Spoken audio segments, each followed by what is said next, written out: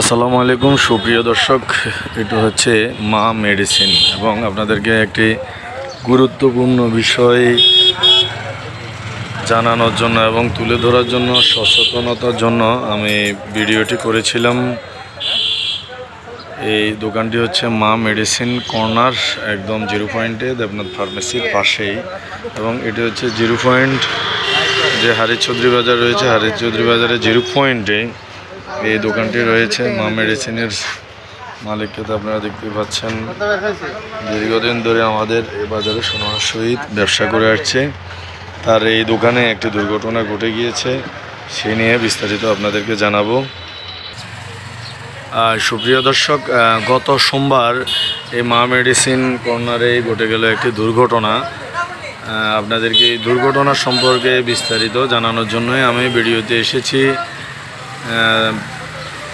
মা মেডিসিন কর্নারের যিনি দায়িত্বে রয়েছেন, যিনি দোকানের মালিক, তার মুখে শুনুন বিস্তারিত কি হয়েছিল গত সোমবার আপনার দোকানে। আপনি বিস্তারিত জানান।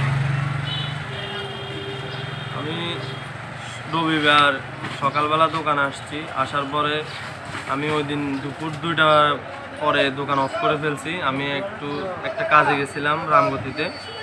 তো আমি প্রত্যেক দিন দোকান অফ করে যাওয়ার সময় আমার এই সামনের 2টা শাটার আমি ভিতর থেকে টালা মারি, বাইরে টালা মারি না।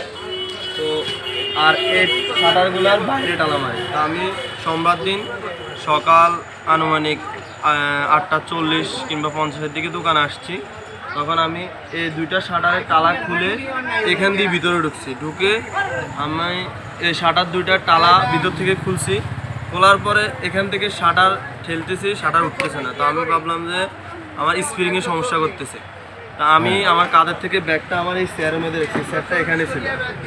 তারপর আমি এখান থেকে বাইরে গেছি, বাইরে যাই দেখি যে এই যে তার দিয়ে আমার 2টা শাটার, এই সামনের শাটার আর পাশের শাটার তালা দিয়ে এই যে শাটারের দুটোটা বাঁধে রেখেছে দিয়ে তার দিয়ে। তো আমি ভাবলাম যে প্রথম ভাবতেছে আমার জ্যাঠতো ভাই দেবনাথে, ডাক্তার দেবনাথে বানছে। অনেক সময় তো আমার সে ফোন করে যে তোর টালা মারছিস স্কিনের ভিতরে, টালা লাগে মারাস না বাইরে খোলা। তা আমি তো টালা ভিতর থেকে মারি। তা আমিও ওনাকে দোকানে দেখি নাই আর জিজ্ঞেস করি নাই।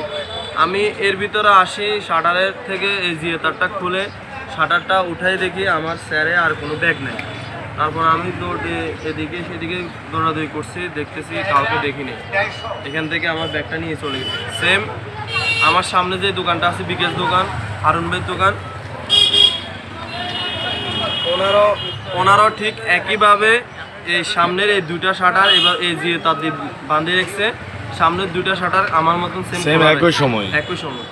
আপনার ব্যাগে কি ছিল? আমার ব্যাগে ছিল 1 লক্ষ টাকা ছিল, আমার বিপি মেশিন ছিল, এরপরে রুগীর 2টা ইঞ্জেকশন ছিল, ওষুধ ছিল, যাবতীয় জিনিসপত্র যা ছিল কাগজপত্র সব আমার ব্যাগে ছিল। আপনি এই বিষয়ে কি মনে করেন? একজনের আমার আমানত টাকা রেখে গেছে আমার কাছে প্রায় 50-50 টাকার মতন। আমার কোম্পানির মাস ক্লোজিং টাকা ছিল 45,000 টাকার মতন, ওগুলা সব ব্যাগে ছিল। আসলে দুঃখজনক ঘটনা, কিন্তু আপনি এই বিষয়ে কোনো মিডিয়াতেও প্রকাশ করেন নাই, কিন্তু শুনেছি। আমি বাজার ব্যবসায়ী হিসাবে আসলে খুবই দুঃখ প্রকাশ করছি। যাই হোক, বিষয়টির সচেতনতার জন্য আমি মানুষকে সচেতন করার জন্য ভিডিওটি করা। তো তারপরে আর এটার কোনো আপনি খোঁজখবর পান নাই? না, আমি আর কোনো খোঁজখবর পাইনি। তো কোনো সিসি ক্যামেরা ফুটেজ আছে এখানে? সিসি ক্যামেরার কোনো ফুটেজ নেই। পাশে এদের কারো সিসি ক্যামেরা নাই, সিসি ক্যামেরা সবার ভিতরে। এদিকে একটা সিসি ক্যামেরা আছে ওই যে আলমগীর ফলবিধানের, সিসি ক্যামেরা বাইরে আছে, কিন্তু ও সিসিটিভি ফুটেজ দেখাইতেছে না।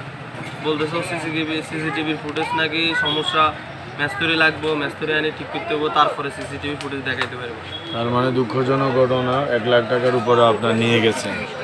মেন কথা হচ্ছে যে চোরে টার্গেট ছিল যে বাইরে যে তার দিবে মোড়ানো থাকবে, আপনি তালা খুলে বাইরে শাটার উঠাইতে আসলে এর মাঝে দিয়ে চুরি করে ফেলবে, এরকম একটা টার্গেট ছিল না? যাই হোক, ওই টার্গেটটি কাজে লাগিয়েছে চোরে।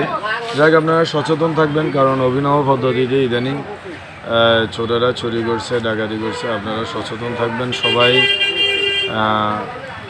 সচেতন থাকবেন এবং সজাগ করে দিবেন, ভিডিওটি শেয়ার করে দিবেন সবাইকে সচেতন হওয়ার জন্য। কিছুক্ষণ পরে আমি আমার এই বিষয়টা আমি বাজার সেক্রেটারি আমাদের যিনি এখন বর্তমান দায়িত্বে আছে নুরুদ্দিন সাহেব ওনাকে অভিহিত করা হয়েছে। যাই যার জানিয়ে রাখছেন যে আপনার একটা দুর্ঘটনা ঘটছে, কিন্তু কোনো কিছু তো ক্লু নেই, প্রমাণ নেই, আর কিছু করা হলো না। তারপরেও আর কি করা, সচেতন থাকবেন সবাই। আবার সমসাময়িক বিষয় নিয়ে হাজির হবো। ততক্ষণ ভালো থাকবেন, খোদা হাফেজ।